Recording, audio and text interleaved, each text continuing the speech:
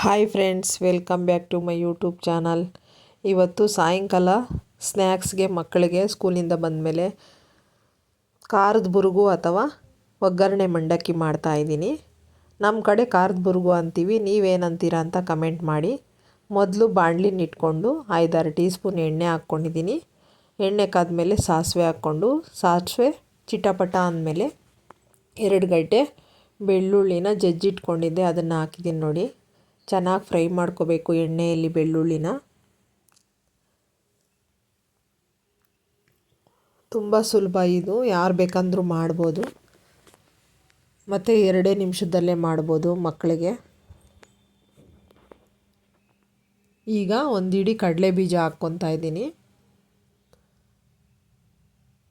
ಸ್ವಲ್ಪ ಕಡಲೆಪಪ್ಪು ಅಥವಾ ಹುರಿಗಡಲೆ ಹಾಕ್ಕೊತಾ ಇದ್ದೀನಿ ನೋಡಿ. ಇವೆರಡನ್ನ ಚೆನ್ನಾಗಿ ಫ್ರೈ ಮಾಡಬೇಕು.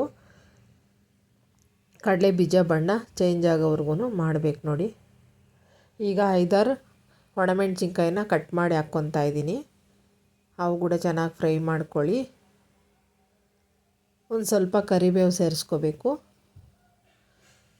ಫ್ರೆಶ್ ಆಗಿರೋ ಕರಿಬೇವು ಆದರೆ ಚೆನ್ನಾಗಿರುತ್ತೆ ಇದಕ್ಕೆ.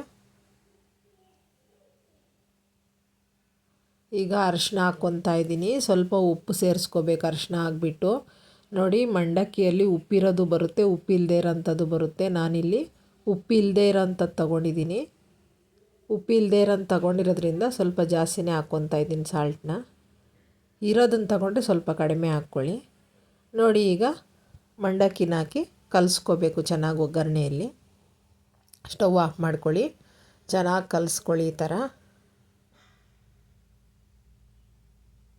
ಈಗ ಖಾರದ ಬುರುಗು ರೆಡಿಯಾಗಿದೆ, ಇಲ್ಲಾಂದರೆ ಒಗ್ಗರಣೆ ಮಂಡಕ್ಕಿ ರೆಡಿಯಾಗಿದೆ. ನೋಡ್ತಾ ಇರ್ಬೋದು ನೀವು ಎಷ್ಟು ಚೆನ್ನಾಗಿದೆ ಅಂಥೇಳಿ.